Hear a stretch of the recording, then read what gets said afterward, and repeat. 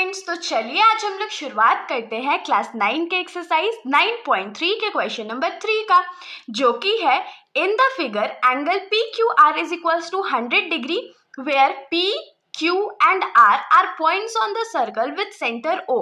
Find angle OPR. तो इस question में हम लोगों को क्या बोला गया है कि हमारे पास जो फिगर है उसमें एंगल PQR जो है, मतलब ये वाला जो एंगल है वो 100 डिग्री है और पॉइंट P, Q और R जो है वो सर्कल पे लाई करता है और सेंटर सर्कल का क्या है तो O है। तो हम लोगों को फाइंड करना है एंगल OPR।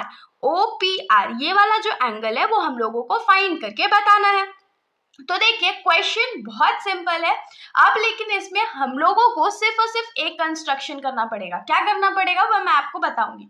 सबसे पहले तो बहुत बच्चों के दिमाग में आ रहा होगा, अरे ये तो क्वाड्रिलेटरल बन रहा है ना, डायरेक्ट क्या करेंगे यहाँ से ये वाला वैल्यू निकाल देंगे, opposite sides of angles of a quadrilateral gives a sum of 180 degree का यूज करके। लेकिन आप लोगों को क्या याद रखना है कि साइक्लिक क्वाड्रिलेटरल कब होता है, जब चारों पॉइंट्स जो है क्वाड्रिलेटरल के वो सर्कल पे लाई करते हो। तो यहाँ पर हम लोगों को दिख रहा है कि P, Q और R सिर्फ 3 ही पॉइंट्स ऐसा है जो सर्कल पे लाई करता है, बाकी एक पॉइंट जो सेंटर है ना तो उसको हम लोग काउंट नहीं कर सकते हैं, इसीलिए अभी ये साइक्लिक क्वाड्रिलेटरल नहीं है। तो अगर ये अभी साइक्लिक क्वाड्रिलेटरल नहीं है तो हम लोग को इसको साइक्लिक क्वाड्रिलेटरल बनाना पड़ेगा। अब कैसे बनाएंगे वो कंस्ट्रक्शन के स्टेप में लिखेंगे। तो सबसे पहले तो हम लोग गिवन लिखते हैं। तो गिवन यहाँ पर हम लोगों को क्या है कि एंगल पी क्यू आर जो है वो 100 डिग्री है और पी क्यू और आर पॉइंट जो है लाइज ऑन द सर्कल, वो सर्कल पे लाई करता है, ये हम लोगों को पता है। उसके बाद फाइंड करना है तो टू प्रूफ तो हम लोग लिखेंगे नहीं, कंस्ट्रक्शन कर लेते हैं। टू कंस्ट्रक्ट क्या होगा, यहां पर हम लोग लिखेंगे draw an angle PSR such that S lies on the circle। तो इसमें क्या है कि हम लोग एक ऐसा एंगल बनाते हैं, कौन सा एंगल, PSR। S यहाँ पर रख लेते हैं। PSR एक एंगल बनाते हैं जिसमें S जो होगा वो सर्कल पे लाई करता होगा। तो ये तो हम लोग को दिख रहा है कि सर्कल पे लाई कर रहा है, तो अब हम लोग क्या करते हैं, इसको सिंपली ज्वाइन कर देते हैं। तो अब देखिए पॉइंट P, Q, R और S जो है चारों के चारों पॉइंट्स किस पे लाई करते हैं, तो सर्कल पे लाई करते हैं। और जब चारों पॉइंट्स सर्कल पे लाई करते हैं तो हम लोग उसको क्या लिख सकते हैं, एज अ साइक्लिक क्वाड्रिलेटरल लिख सकते हैं ना। तो हम लोग क्या लिखेंगे कि since points P, Q, R and S lie on the circle, therefore quadrilateral PQRS is a cyclic quadrilateral. तो यहाँ से हम लोगों को क्या मिल गया कि PQRS जो होगा वो एक साइक्लिक क्वाड्रिलेटरल होगा। अब अगर PQRS जो है वो साइक्लिक क्वाड्रिलेटरल है तो यहाँ से हम लोग क्या लिख सकते हैं कि ये वाला angle Q plus angle S का सम कितने के बराबर होगा, तो 180 डिग्री के बराबर होगा। 180 डिग्री के बराबर क्यों होगा, क्योंकि sum of opposite angles of a quadrilateral is 180 degree. तो हम लोग यहाँ क्या लिखेंगे कि in quadrilateral PQRS angle PQR plus angle PSR का वैल्यू कितने के बराबर होगा, 180 डिग्री के बराबर होगा। 180 डिग्री के बराबर क्यों होगा, तो यहाँ पर हो जाएगा opposite angles of cyclic quadrilateral gives a sum of 180 degree. ये हम लोग को मिल गया। अब देखिए क्वेश्चन में हम लोगों को एंगल PQR का वैल्यू ऑलरेडी गिवन था, कितना गिवन था, तो 100 डिग्री प्लस एंगल PSR क्या हो जाएगा, 180 डिग्री के बराबर हो जाएगा। तो अगर एंगल PSR को हम लोग फ्री करेंगे तो वो क्या हो जाएगा, 180 degree minus 100 degree, that is angle PSR जो है वो 80 डिग्री के बराबर हो गया। अब आप लोगों के दिमाग में आ रहा होगा कि ये जो एक्स्ट्रा एंगल हमने फाइंड करा, एंगल PSR जो हमने फाइंड करा वो क्यों फाइंड करा, हम लोग को जरूरत क्या था इसका। तो देखिए अगर हम लोगों को ये एंगल मिल गया तो आप लोग यहाँ पर ध्यान से देख सकते हो कि हम लोगों के पास एक आर्क है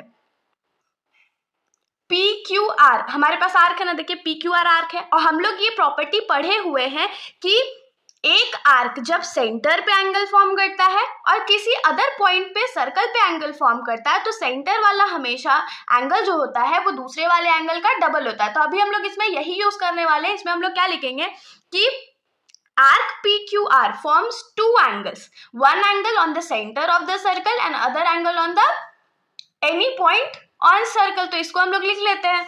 तो हम लोग यहाँ पर क्या लिखेंगे कि आर्क पी क्यू आर, और इसको ऐसे लिखते हैं arc P Q are forms two angles, one angle on the center of the circle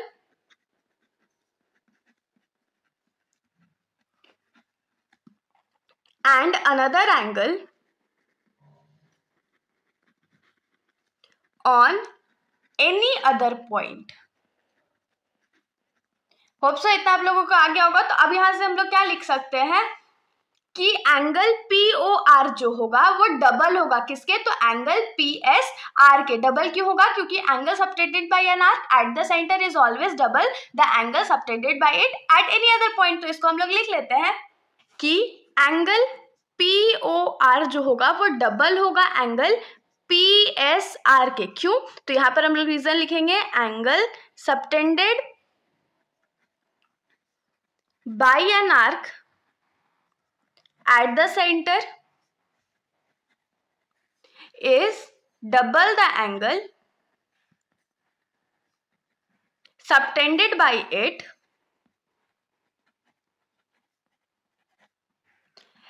at any other point on the circle।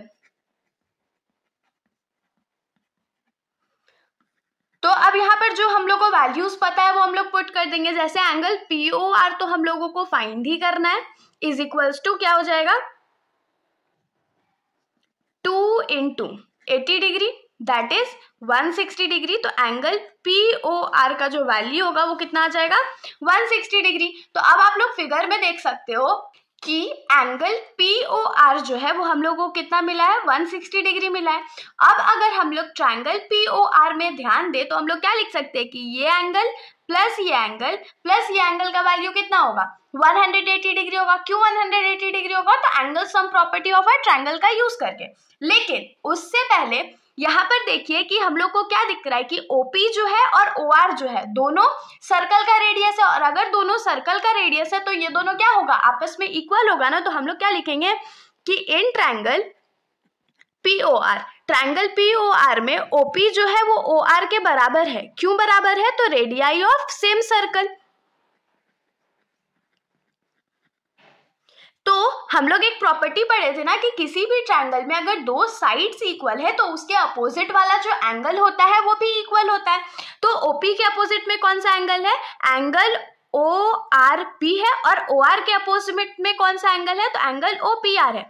तो ये दोनों भी आपस में इक्वल होगा। और यहाँ पर हम लोग रीजन क्या लिखेंगे, angles opposite to equal sides are equal, ये हम लोग को मिल गया। अब अगेन हम लोग क्या लिखेंगे कि इन ट्रायंगल POR तीनों एंगल का सम 180 डिग्री के बराबर होगा। तो ये क्या हो जाएगा, angle POR plus angle OPR plus angle ORP is equals to क्या हो जाएगा 180 डिग्री के बराबर हो जाएगा। क्यों बराबर हो जाएगा, angle sum property of triangle के थ्रू। तो यहाँ पर क्या लिखेंगे, angle sum property of triangle, ये हो गया। अब यहाँ पर देखिए एंगल POR को हम लोग ऐसे ही रहने देते हैं। एंगल OPR जो है, OPR देखिए एंगल OPR और एंगल ORP आपस में बराबर है ना, और हम लोग को फाइंड तो एंगल OPR करना है। तो OPR को रहने देते हैं, ORP को रिजेक्ट करके क्या लिखेंगे, OPR is equals to 180 degree. अब ये हमने क्यों लिखा, क्योंकि हमने यहाँ पर जस्ट प्रूव करा था कि एंगल ORP जो है वो एंगल OPR के बराबर है। तो यहाँ पर लिख देंगे angle ORP is equals to angle OPR, ये हो गया।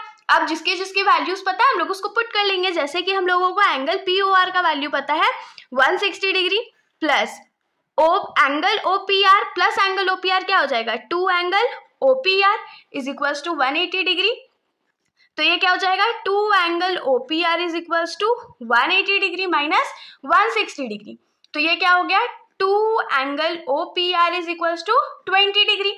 अब यहाँ से हम लोगों को क्या मिलेगा कि एंगल OPR का जो वैल्यू होगा वो क्या होगा 20 degree divided by 2 that is 10 degree.